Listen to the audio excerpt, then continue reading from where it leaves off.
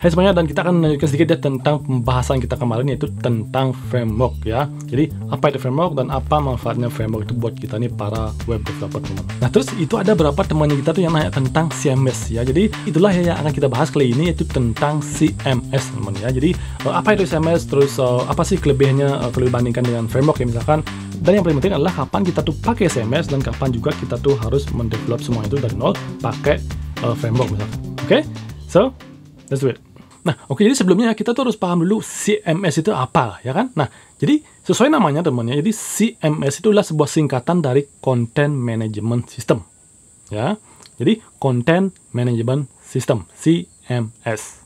Jadi sebuah sistem ya, itu web app tepatnya ya, itu yang dirancang dengan tujuan khusus utama yaitu memanage konten. Konten ini bisa berupa misalkan artikel, ya kan? Misalkan teman tuh buat sebuah website untuk portal berita ya, itu artikel itu adalah kontennya, ya kan?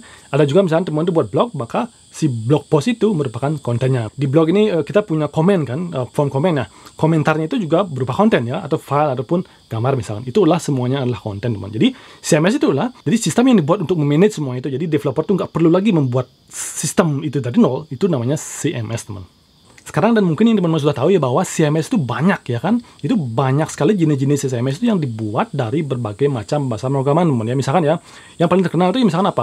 WordPress ya kan, atau Joomla. Nah, WordPress ini itulah sebuah CMS ya, Content Management System itu yang dibuat dengan bahasa PHP teman-teman ya.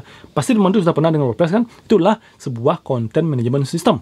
Ya, jadi itu karena itu dibuat untuk memanage konten ya. Di sana tuh ada post, ada komen, terus ada file juga kan. Terus macam-macam, ada pluginnya juga, ada tema. Jadi itu dibuat itu adalah sebagai sebuah content management system, teman.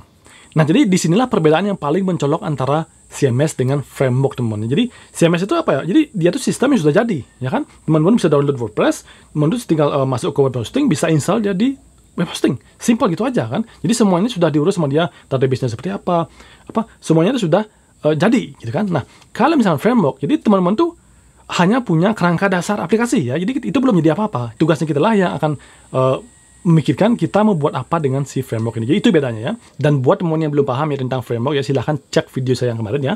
Itu saya sudah menjelaskan itu framework itu seperti apa dan kenapa kita menggunakannya, apa kelebihannya kalau kita misalkan coding itu dengan framework daripada kita tuh harus coding semuanya itu dari nol, teman-teman. Oke, silahkan cek. Nah, sekarang kita akan bahas sedikit ya, apa sih keuntungannya kita tuh pakai CMS ya untuk buat aplikasi daripada misalnya kita tuh harus buat semuanya itu dari nol ataupun pakai framework, teman.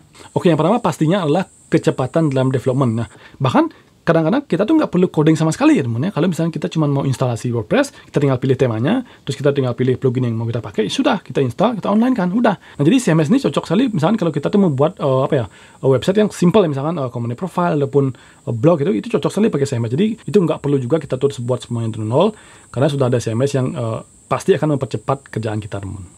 Keuntungan selanjutnya kita tuh pakai CMS teman-teman ya, itu karena dia tuh selalu ya pasti tuh datang dengan yang namanya itu admin panel, teman. Jadi kita tuh dia tuh punya halaman admin ya, kita tuh nge-login, kita bisa manage semuanya tuh dengan gampang ya. Atau misalkan teman pakai WordPress ya, itu semuanya sudah ada untuk manage post, untuk komen, untuk file, untuk macam-macam itu semua ada, teman. Jadi dia tuh datang dengan admin panel, jadi kita tuh nggak perlu bikin semuanya dari nol, teman. Keuntungan selanjutnya dari CMS ini teman ya, itu biasanya tuh dia tuh extensible, teman ya. Artinya apa? Jadi dia tuh bisa di-extend fungsinya itu dengan plugin misalkan ya. Kita tinggal pilih, itu WordPress tuh punya banyak sekali koleksi plugin ataupun tema yang teman bisa pakai. Kalau misalnya kita perlu kontak form ya, nah jadi kita tuh bisa pakai plugin untuk kontak formnya gitu, teman. Itu banyak sekali pilihannya, dan inilah kelebihannya itu si WordPress ini atau CMS ini biasanya itu mereka tuh extensible, bisa lewat plugin ataupun bisa lewat tema, teman.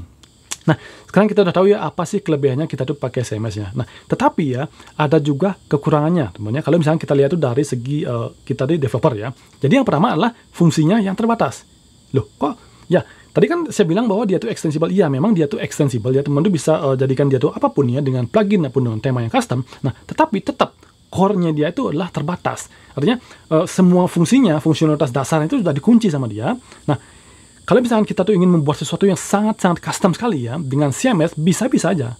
Cuman pastinya nanti kita perlu kerjanya juga banyak ya, karena kita tuh merubah si CMS tadi tuh ke sesuatu yang nggak diperuntukkan untuk si CMS gitu kan. Memang desain ya, sistem desain dasarnya mereka tuh yang sudah dikunci seperti itu. Nah, itu agak susah dibelokkan kalau misalnya kita tuh fungsikan dia tuh menjadi hal lain, teman. Nah, sekarang ya, kalau misalkan ada yang bertanya, bisa nggak si WordPress ini kita jadikan clone-nya YouTube? Saya jawab bisa. Tapi ya, seperti saya bilang tadi, bahwa karena fungsi core-nya dia itu terbatas ya. Nah, itu nanti akan kita perlu melakukan banyak customisasi teman ya, untuk menjadikan dia tuh punya fungsi seperti YouTube misalkan. Jadi itu ya, itulah konsekuensi CMS ya, artinya dia tuh memang dirancang khusus untuk content management system. Tapi kalau misalnya kita ingin belokkan dia tuh menjadi yang web app yang custom ya, memang bisa, cuman pastinya perlu kerja yang lebih banyak dari kitanya, teman-teman. Oke, sekarang kita akan masuk ke apa sih kelebihannya kita tuh pakai framework dibandingkan dengan CMS ya. Pastinya teman-teman, kita tuh akan mendapatkan fleksibilitas teman-teman, dibandingkan kalau misalkan kita tuh membuat sesuatu dengan CMS teman-teman. Kenapa fleksibel? Karena si framework ini dia tuh hanya kerangka kerja.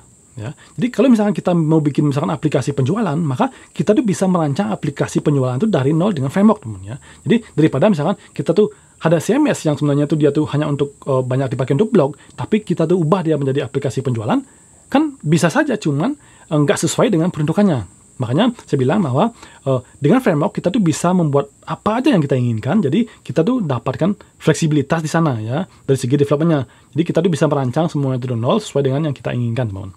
Kelebihan selanjutnya kita tuh pakai framework daripada kita pakai CMS adalah bahwa itu biasanya ya, aplikasi yang kita hasilkan itu dengan framework, performanya itu lebih bagus daripada aplikasi yang kita buat dengan CMS, teman ya. Kenapa? Itu kan kita memang merancang dia tuh dari nol. Jadi misalnya kita mau buat aplikasi penjualan ya, maka kita merancang database-nya, semuanya itu kan memang khusus untuk aplikasi penjualan. Artinya nggak ada fitur-fitur yang kita tuh nggak gunakan gitu kan. Sedangkan di CMS itu fitur utamanya adalah content management system.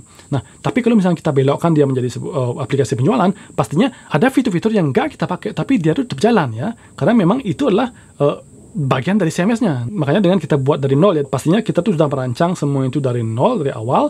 Kita tahu apa yang kita perlukan, maka hasilnya yang kita harapkan bahwa dia tuh akan lebih performance dibandingkan dengan kita pakai CMS, teman-teman. Itu ya, itulah beberapa keuntungan yang kita bisa dapatkan ya kalau misalnya kita pakai framework dibandingkan kalau kita pakai CMS, teman-teman. Nah, tetapi pakai framework pun juga pasti ada kekurangannya ya. Misalkan apa?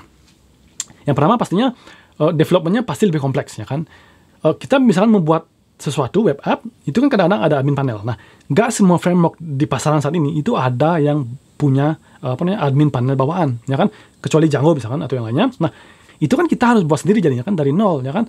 Jadi itu ya, itu membuat development itu lebih kompleks kan, karena kita tuh harus buat sistem loginnya, admin panelnya, semua fitur di dalamnya kan. Jadi development kita tuh akan lebih kompleks, tetapi memang framework ini memang diperuntukkan untuk membuat sistem yang lebih kompleks juga, teman. Itu juga kan pasti akan berpengaruh pada waktunya ya kan, development time ya kan, karena yang kita kerjakan itu banyak, maka kita akan perlu lebih banyak waktu untuk mendevelopnya dengan framework. Sedangkan dengan WordPress, admin panel sudah ada, template sudah ada, plugin sudah ada, kita tinggal pakai, itu kita bisa bikin company profile misalkan ya, itu hanya dalam sehari dengan hanya berbekalkan WordPress, teman-teman. Itu ya, itu bedanya antara development time kalau misalnya kita pakai framework ataupun kita pakai CMS, teman-teman. Oke, kita sudah membandingkan ya antara si CMS dengan framework. Nah, sekarang adalah yang kita tunggu-tunggu, yaitu kapan kita pakai framework, kapan juga kita pakai CMS. Nah, pastinya itu nggak mutlak juga teman-teman harus pakai framework ataupun pakai CMS ya. Itu tergantung juga dari sistem yang teman-teman ingin buat juga pastinya. Nah, tapi saya akan berikan beberapa hal ya, artinya beberapa poin yang teman-teman bisa pakai. Oke, kalau untuk problem seperti ini, saya akan pakai CMS, kalau untuk seperti ini saya akan pakai framework. Nah, ini bukan rumus mutlak ya, tapi bisalah dipakai untuk referensi. Misalkan teman-teman tuh memutuskan, saya dapat proyek seperti ini, saya pakai apa ya bagusnya, seperti itu. Ya, yang pertama pastinya adalah requirement. Ya, jadi kita tuh lihat requirement dulu. Ya, apakah klien ini cuma membuat company profile ya, artinya dia tuh cuma membuat profil perusahaan, ada blognya, udah itu aja. Atau misalkan dia tuh membuat yang web app yang khusus untuk workflow kerja mereka. Nah, itu beda kan? Itu beda requirement. Kalau cuma mereka tuh perlu saya cuma membuat profil perusahaan, ada blognya juga, ada komennya juga, ya udah, kita pakai WordPress aja, beres ya kan?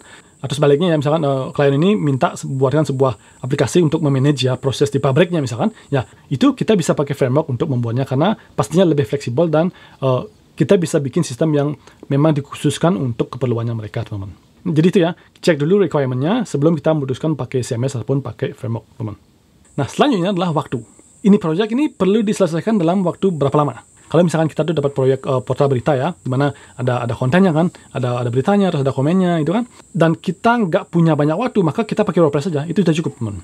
Nah selanjutnya yang paling penting juga adalah budget ya pastinya kan. Misalkan teman tuh buat proyek buat Portalberita ya, ini budgetnya berapa nih ya kan? Kalau misalkan budgetnya dikit terus dia tuh minta cepet, ya udah kita pakai WordPress saja, beres ya kan. Atau misalkan ini budgetnya bagus, terus dia juga minta fiturnya tuh yang lumayan kompleks, ya sudah kita pakai framework aja. Jadi itu ya penting juga teman tuh perhatikan budget ya, jangan sampai kita tuh pakai framework semuanya tuh bangun dari nol tapi budgetnya dikit, kasihan. Nah, yang terakhir ya, yang teman-teman perlu perhatikan sebelum kita tuh memutuskan pakai framework ataupun CMS, yaitu adalah masalah scalability. Nah, jadi scalability ini didukung juga sama si fleksibilitasnya ya kan. Artinya kan kita udah tahu ya bahwa si framework pastinya lebih fleksibel ya. Nah, misalkan teman-teman tuh sekarang bikin sebuah aplikasi dengan framework, nah itu misalkan monolith ya. Nah, itu kan nanti kita bisa pecah ya, misalkan kita bisa buatkan API-nya itu yang terpisah, juga kita bisa buatkan front-end terpisah kan. Nah, dengan begitu, karena dia fleksibel, pastinya jadinya lebih scalable. Tapi itu semua pastinya relatif teman-teman ya. Artinya saya tahu kok ada website di luar sana yang pakai WordPress ya, pakai CMS itu yang juga sangat-sangat populer. Nah, jadi itu tergantung dari segi kita sendiri ya. Artinya kalau kita misalkan mau lebih yang fleksibel ya, artinya kita untuk fleksibel untuk skillnya ya, maka mungkin framework lebih bagus. Atau di sisi lain ya, kita cuma perlu semua fitur yang ada di CMS tersebut. Nah, itu juga nggak apa-apa. Kita juga bisa scaling dia dengan cara yang berbeda teman. Tetapi secara umum ya, performance dan scalability menggunakan framework itu lebih bagus daripada kita tuh bandingkan dengan CMS teman-teman. Alright, jadi itu ya sedikit saya membandingkan antara CMS dengan framework, dan mudah-mudahan ya buat teman-teman yang belum ngerti ya, itu sudah ada bayangan sekarang CMS itu apa, framework itu apa, terus apa kelebihannya dan kekurangannya masing-masing, dan kapan kita pakai CMS dan juga kapan juga kita pakai framework teman. Tapi sebenarnya yang ingin saya sampaikan di sini adalah bahwa kita tuh nggak boleh fanatik teman ya, artinya kita sebagai developer tuh harus open minded ya. Kita lihat problemnya dulu, ini cocoknya pakai apa. Kalau misalkan kita cukup pakai WordPress atau CMS, kenapa kita harus bikin dari nol, susah-susah kan? Jadi itu ya. Jadi bahasa pemrograman ataupun CMS ataupun framework itu hanya sebuah tools ya. Jadi kita sebagai developernya itu yang harus mengambil keputusan. Kalau misalkan kita ketemu problem ini, itu cocoknya pakai tools mana. Sedangkan kalau misalkan problem lainnya, kita pakai yang tools yang mana. Jadi itu ya. Itu sebenarnya developer yang bagus. Jadi dia tuh nggak stuck, atau dia tuh nggak fanatik ke satu teknologi, tapi dia tuh open minded dan siap belajar apapun kalau misalkan diperlukan untuk menyelesaikan problem tertentu teman-teman. Gitu. Dan mungkin sekian dulu ya teman-teman ya untuk video kali ini. Mudah-mudahan apa yang saya sampaikan ini bisa bermanfaat buat teman-teman semuanya. Dan jangan lupa ya, silahkan like video ini kalau misalkan bermanfaat, ataupun subscribe buat teman-teman yang belum subscribe di Upcoding. Oke? Jadi mungkin sekian aja untuk kali ini, dan kita akan bertemu lagi di video saya berikutnya.